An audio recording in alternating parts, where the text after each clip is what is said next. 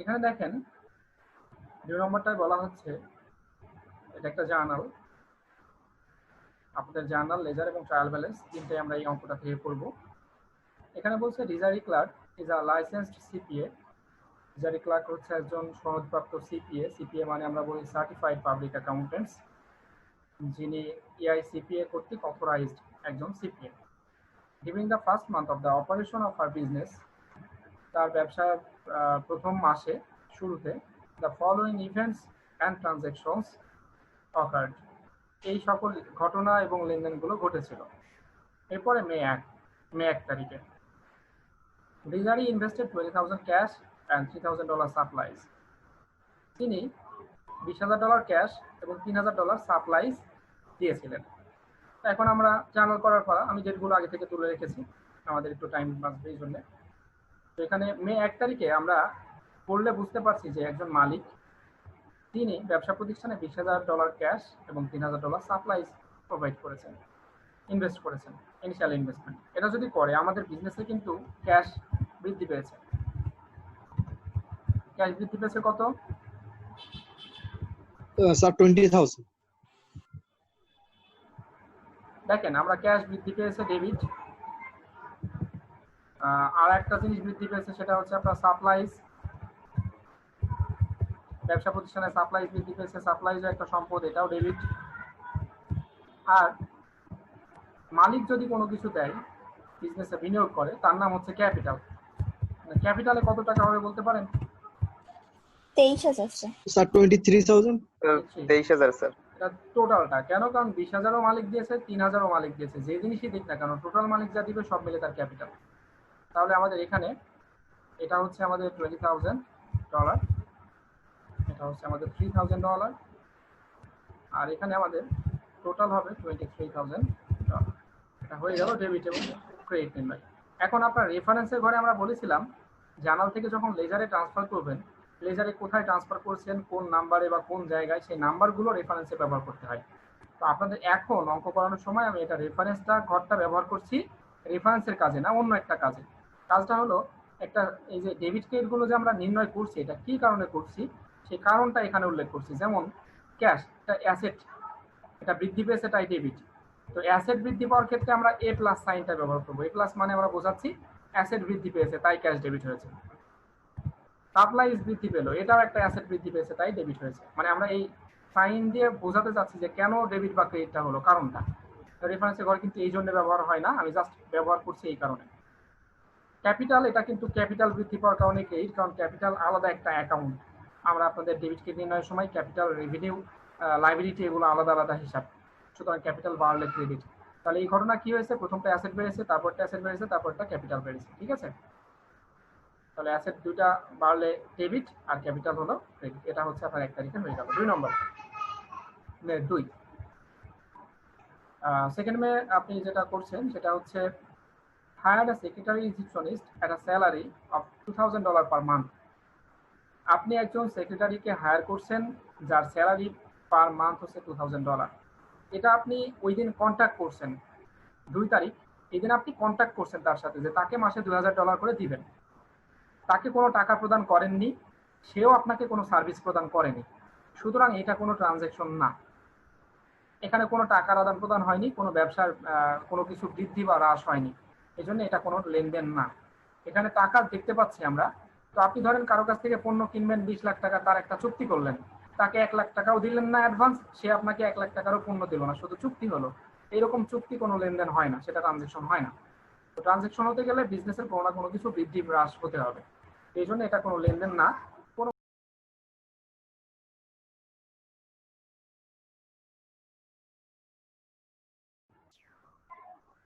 আপনারা আমাকে শুনতে পাচ্ছেন? Yes sir. জি স্যার।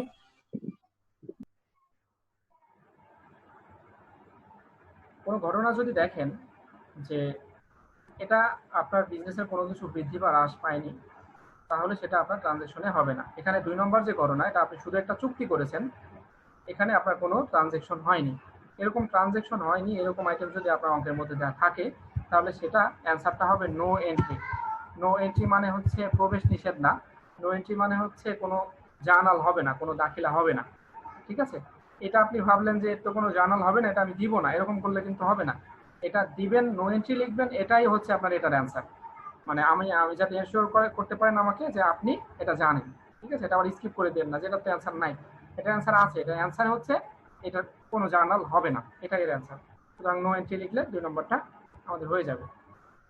এরপরে থার্ড মেতে দেখেন purchase 1500 of supplies on account from rich supply company. আপনি সাপ্লাইজ কিনেছেন ধারে, মে 3 তারিখ আপনি সাপ্লাইজ কিনেছেন ধারে। তো ধারে যদি সাপ্লাইজ কেনেন আর নগদে কেনেন, যাতেই কেনেন না কেন, আপনার সাপ্লাইজ নামক সম্পত্তি তো বৃদ্ধি পাবে, সাপ্লাইজ নামক অ্যাসেট আপনার ইনক্রিজ হবে। এটা আপনি কি করবেন? ডেবিট করবেন। এবং সাপ্লাইজটা আপনি যেহেতু ধারে কিনেছেন, আপনার কিন্তু অ্যাকাউন্টস পেয়েবল নামে একটা লায়াবিলিটি বাড়বে। অ্যাকাউন্টস পেয়েবল কখন হয়? আমরা বলেছিলাম যে ভবিষ্যতে পরিশোধ করতে হবে, এরকম যখন বোঝাবে তখন সেটা অ্যাকাউন্টস পেয়েবল। তাহলে এখানে আপনার ইম্প্যাক্টটা কি পড়লো? অ্যাসেট বৃদ্ধি পেল, একটা লায়াবিলিটি বৃদ্ধি পেল। অ্যাসেট বাড়লে ডেবিট, লায়াবিলিটি বাড়লে কি? ক্রেডিট। আমরা টাকা বসিয়ে দিলাম, 3 নম্বরের ডেবিট ক্রেডিট হয়ে গেল। এখন ব্যাখ্যা আমরা বলেছিলাম একটা ছোট করে ব্যাখ্যা দিতে হয়। ব্যাখ্যা যদি খেয়াল করেন তাহলে এখানে ছোট করে ব্যাখ্যা দিতে হবে। ব্যাখ্যাটা হবে এরকম যে ইনভেস্টেড বাই ওনার, মালিক বিনিয়োগ করেছে। মানে সংক্ষেপে আপনি যে ঘটনাটা পড়ে ট্রানজাকশনটা করলেন সেই ঘটনাটাই সংক্ষেপে এখানে লিখে দিতে হবে। আমরা ভিডিও লেন্থলি কমানোর জন্য আপনাদের এটাতে ব্যাখ্যা দিব না, আপনাদের ব্যাখ্যা আপাতত দরকার নাই, ঠিক আছে? ব্যাখ্যা খুবই সহজ, শুধু অ্যামাউন্টটা বাদ দিয়ে মূল কথাটা লিখতে হবে সংক্ষেপে। প্রত্যেকটার ব্যাখ্যা আমরা দিব না, আপনাদের জাস্ট বলে দিলাম ব্যাপারটা। যেমন এটা যদি করতে চাইতেন 3 নম্বর, তাহলে এখানে হচ্ছে সাপ্লাইজ পারচেস অন অ্যাকাউন্ট, এটুকু লিখে দিলে হয়ে যেত। 7 তারিখ May 7 paid office rent of $900 cash for the month. Paid শব্দ থাকলেই আপনি এটা কনফার্ম হতে হবে। পেইড শব্দ থাকলে আপনি এটা কনফার্ম হবেন যে টাকা পরিশোধ করেছেন, নগদ টাকা চলে গেছে, ক্যাশ ক্রেডিট হয়ে যাবে। পেইড থাকলেই ক্যাশ ক্রেডিট হবে, পেইডের পরে যদি অ্যামাউন্ট থাকে। তো পেইড অফিস রেন্ট পরিশোধ করেছেন $900 ক্যাশ। তো অফিস রেন্ট পরিশোধ করেছেন, এটা আপনার একটা এক্সপেন্স। আমরা একটু আগেও আপনাদের শিখেছিলাম যে কোনো খরচ যদি আপনি পরিশোধ করেন তাহলে সেটা আপনার হচ্ছে ডেবিট হবে, কারণ এক্সপেন্স বাড়লে ডেবিট, অফিস রেন্ট ডেবিট।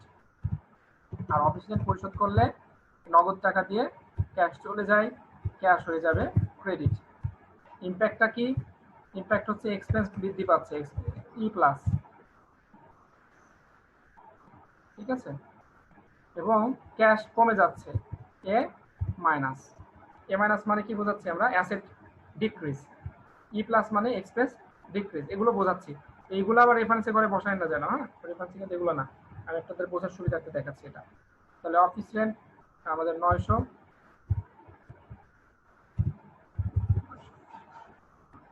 তাহলে 7 তারিখটা হয়ে গেল। এরপরে 11 তারিখ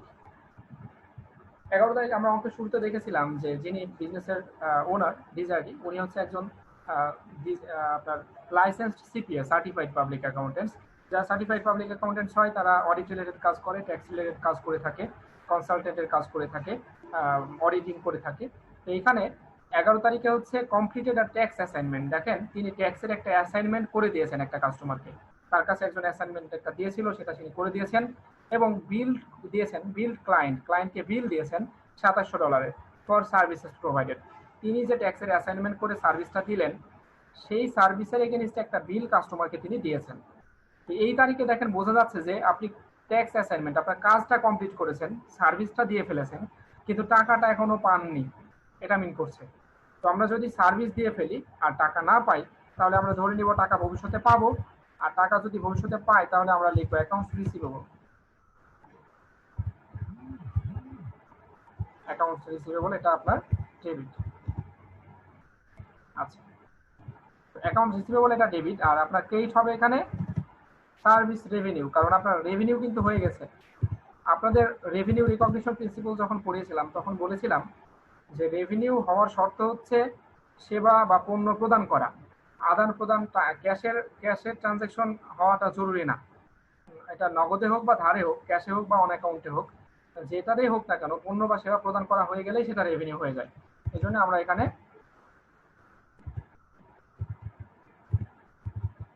সার্ভিস রেভিনিউ এটা বেড়ে গেছে, আমরা জানি রেভিনিউ বাড়লে হয় ক্রেডিট।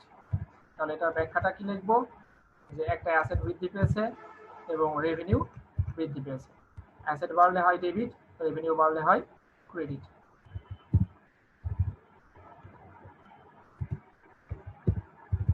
এটা হয়ে গেল।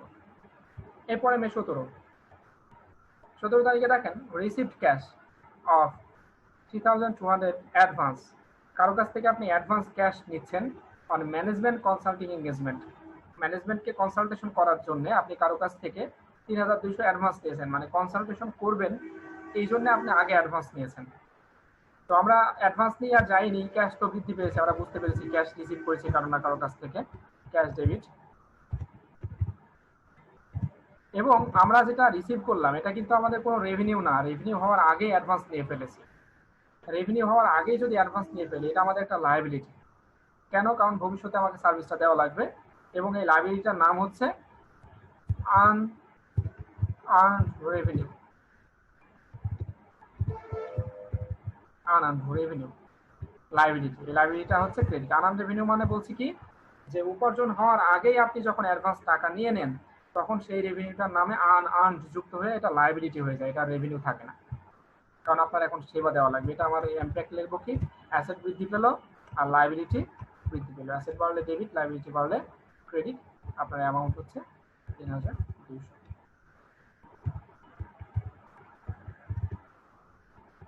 আচ্ছা, এরপরে মে 31 তারিখ।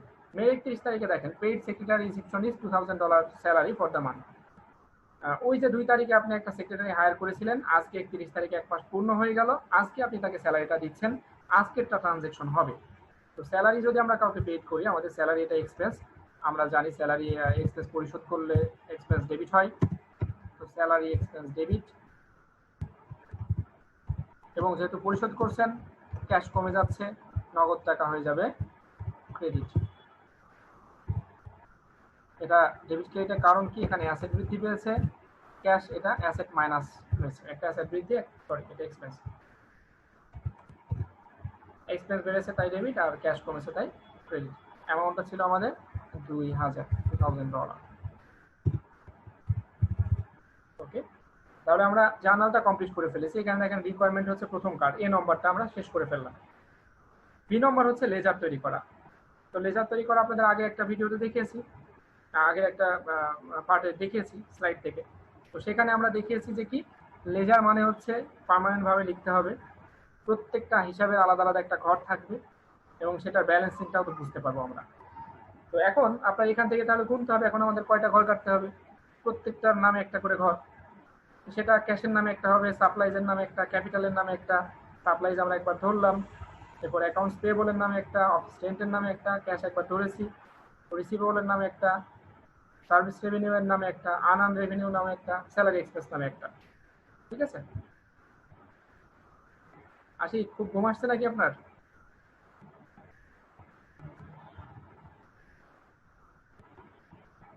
দুপুরে ঘুমাই নাই তো স্যার, ওই জন্য একটু ঘুম হচ্ছে। দুপুরে ঘুমাতেই হবে নট নেসেসারি, আপনারা রাত জাগেন তো অনেক, এই জন্য দিনের বেলায় ঘুমানোর প্রয়োজন পড়ে। রাতে সকাল সকাল ঘুমায় পড়বেন, 10টা ঠিক 11টার আছে, মধ্যে ঘুমায় পড়বেন। হ্যাঁ, ওকে ঠিক আছে স্যার। তাহলে দেখবেন দিনে টায়ার্ডনেসটা কম থাকবে, আর সকালে একটু সকাল সকাল উঠবেন, তাহলে দিনটা খুব ভালো যাবে। আচ্ছা ঠিক আছে, আমরা জার্নাল করে ফেললাম, লেজারের ঘর মোটামুটি আমরা গুনে ফেললাম যে 8-9টা হচ্ছে। তো আমি ঘরটা কেটে রেখেছি অঙ্কের সুবিধার্থে, এখানে দেখেন ঘর কাটা আছে, ক্যাশের নামে একটা, সাপ্লাইজ, ক্যাপিটাল, অ্যাকাউন্টস পেয়েবল, এভাবে আমি ঘরগুলো কেটে রেখেছি আমার অঙ্ক করার সুবিধার্থে। তো এখন আমরা শুধুমাত্র জার্নাল থেকে লেজারে ট্রান্সফার দিব, ট্রান্সফার দিলে আমাদের লেজার হয়ে যাবে।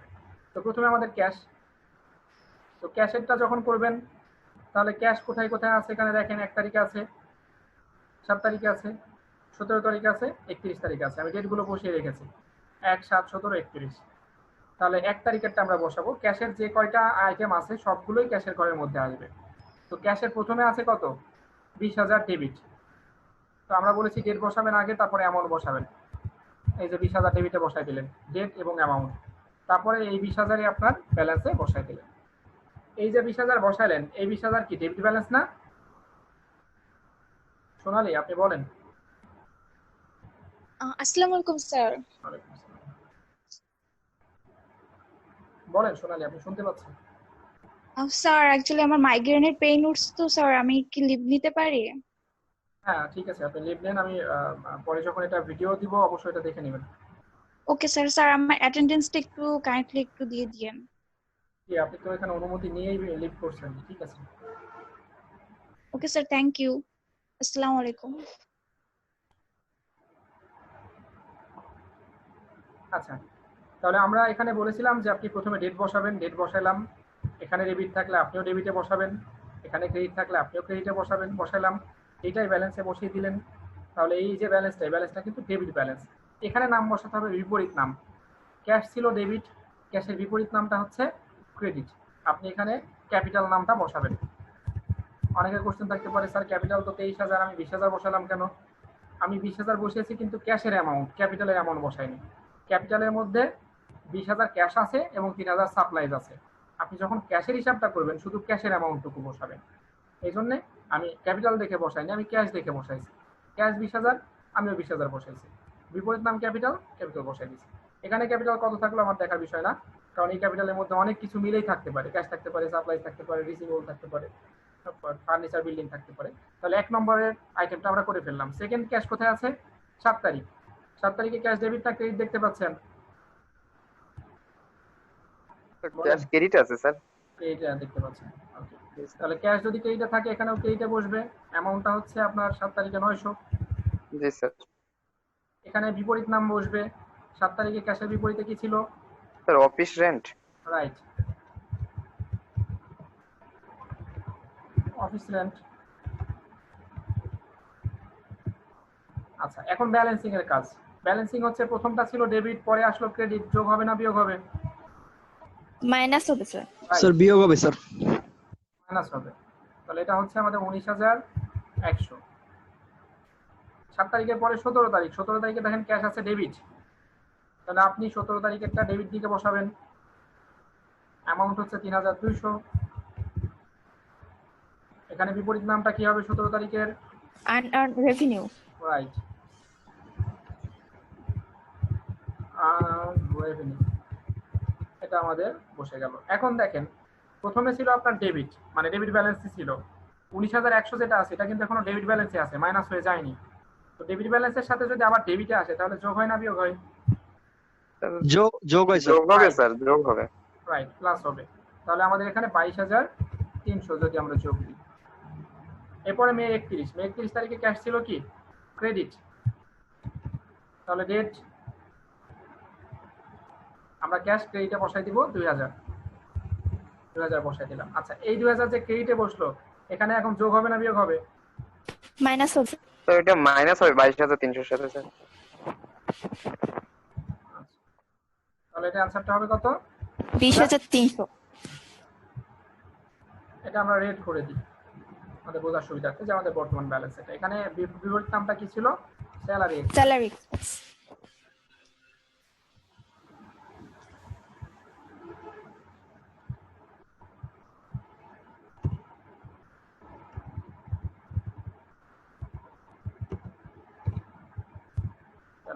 তাহলে আমাদের ক্যাশের টা হয়ে গেল।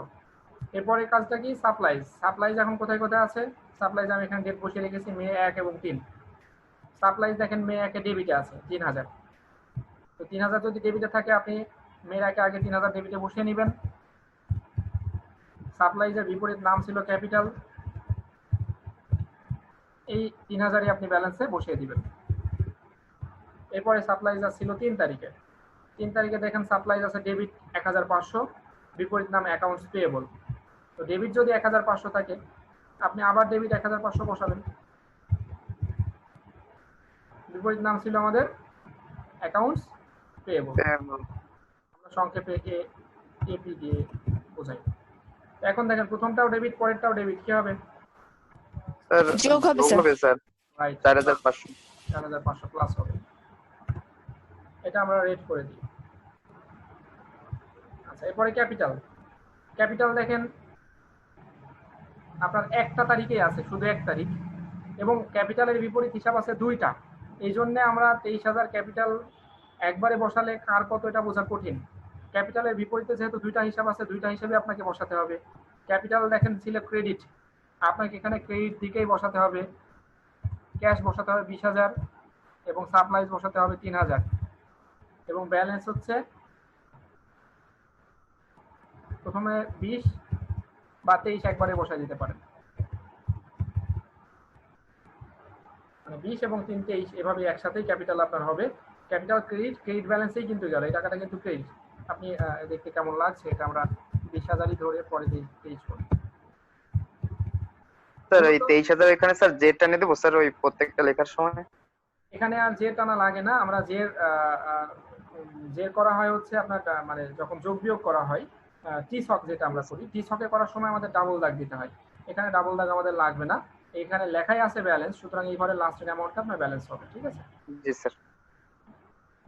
আচ্ছা, তাহলে ক্যাপিটাল হয়ে গেল। ক্যাপিটালের পর অ্যাকাউন্টস পেয়েবল, 3 তারিখ একটা আছে, অ্যাকাউন্টস পেয়েবল ছিল ক্রেডিট, আপনি খেয়াল করে দেখেন অ্যাকাউন্টস পেয়েবল ক্রেডিট দিকে ছিল 1,500, এই যে অ্যাকাউন্টস পেয়েবল ক্রেডিট দিকে 1,500, তাহলে অ্যাকাউন্টস পেয়েবল আপনি এখানে ক্রেডিট দিকে বসাই দিবেন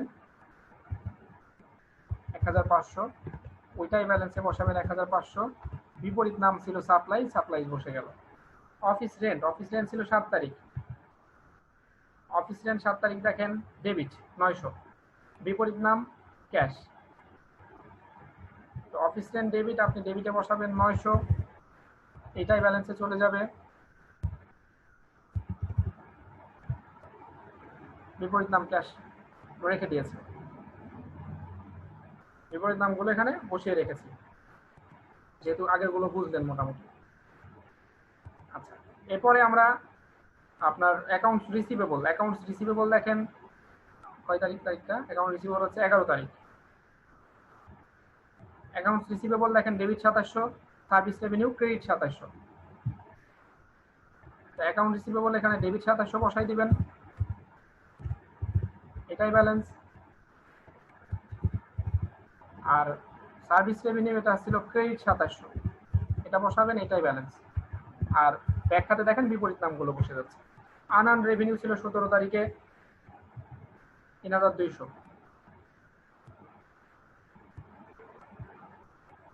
এই যে 17 তারিখে আনআর্ন রেভিনিউ ছিল ক্রেডিট 3,200, তাহলে আপনি ক্রেডিট দিকে বসাবেন 3,200 আনআর্ন রেভিনিউ, এটাই ব্যালেন্সে বসাই দিবেন, বিপরীত নাম এখানে বসানো আছে। স্যালারি ছিল আপনার 2,000 ডেবিট, আপনি এখানে ডেবিট দিকে বসাবেন, এই 2,000ই ব্যালেন্সে বসাই দিবেন, এগুলো আমরা সব রেট করে দিব।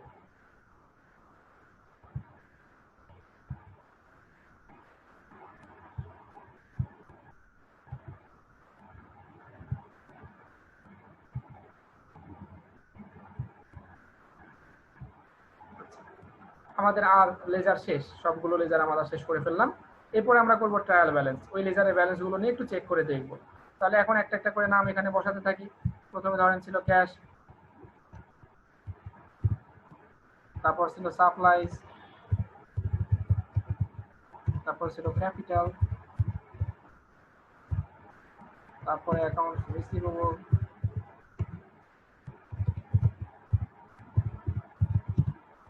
অ্যাকাউন্টস পেয়েবল, এই ছিল মনে হয় বসাই, আনআর্ন রেভিনিউ ছিল একটা,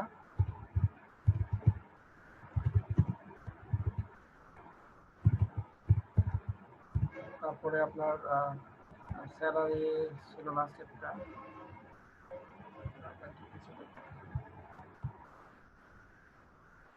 cash supplies capital receive, office rent ছিল, সার্ভিস রেভিনিউ ছিল, স্যালারি এক্সপেন্স ছিল। অফিস রেন্ট,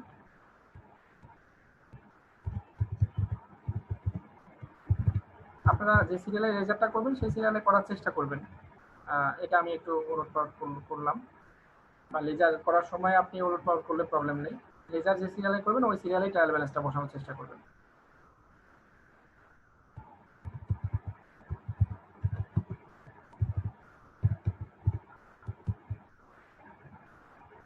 সার্ভিস রেভিনিউ,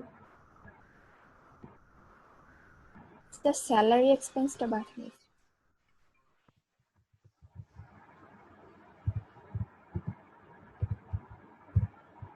এখন ক্যাশের অ্যামাউন্ট ছিল আমাদের 20,300, এটা ডেবিট বসবে না ক্রেডিট বসবে বলেন তো? ডেবিট বসবে স্যার। কেন ডেবিট বসবে রুকায়া? সুলতানা বলেন তো। স্যার ক্যাশ তো হচ্ছে ডেবিট, আমাদের তো এখানে ক্যাশ বেড়ে যাচ্ছে, অ্যাসেট। এখানে বৃদ্ধি হ্রাস আমরা বুঝতে পারছি না। বৃদ্ধি হ্রাস হচ্ছে যখন কেনাবেচা হয়, যখন ট্রানজেকশন হয় তখন বুঝতে পারি, কিন্তু এখন যখন একটা শুধু নাম তখন তো আমরা বুঝতে পারি না। তখন আমাদের নর্মাল ব্যালেন্স যেটা সেটা বসাতে হয়। অ্যাসেটের নর্মাল ব্যালেন্স কি ছিল?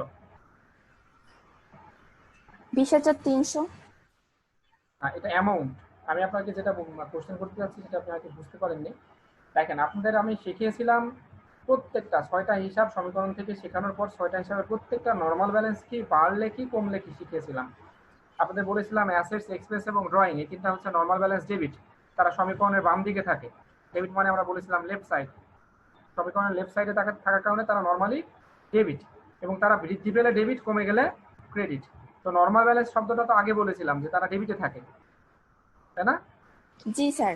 হ্যাঁ, তাহলে অ্যাসেটস এখানে ডেবিট কেন? কারণ সে ইকুয়েশনের লেফট সাইডে থাকে, লেফট মানেই ডেবিট। তাহলে জি স্যার। অ্যাসেটস, এক্সপেন্স এবং ড্রয়িং এই তিনটা নর্মাল ব্যালেন্স ডেবিট, আর লায়াবিলিটি, রেভিনিউ আর ক্যাপিটাল এই তিনটা নর্মাল ব্যালেন্স হচ্ছে ক্রেডিট। তাহলে ক্যাশ এটা একটা অ্যাসেট, এর ব্যালেন্স হচ্ছে ডেবিট। সাপ্লাইজ এর ব্যালেন্স হচ্ছে ডেবিট, কারণ এটা একটা অ্যাসেট। ক্যাপিটাল, ক্যাপিটাল কিন্তু এর ব্যালেন্স হচ্ছে স্যার ক্রেডিট। ক্রেডিট দিকে যাবে। রিসিভেবল হবে আমাদের ডেবিট। অ্যাকাউন্টস রিসিভেবল কত ছিল? ব্যালেন্সটা আমরা একটু দেখে আসি। 2700 স্যার, 2700। অ্যাকাউন্টস রিসিভেবল ছিল 2700, রাইট। Service revenue 2700। তাহলে অ্যাকাউন্টস রিসিভেবল এটা আমাদের 2700। এরপরে আমরা যদি সার্ভিস রেভিনিউটা একবারে বসিয়ে দিই, 500। দেখে দেখে বসাবেন আপনারা।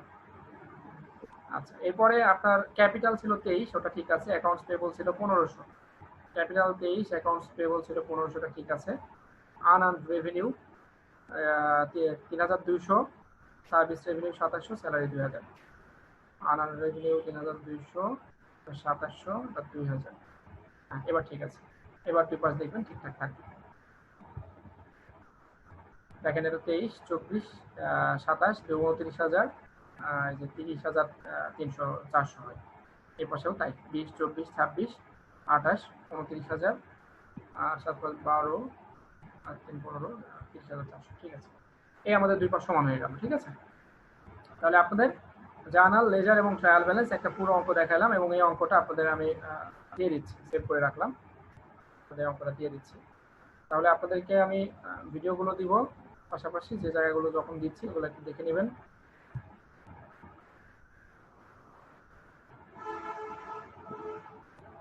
স্যার একটা কথা ছিল স্যার।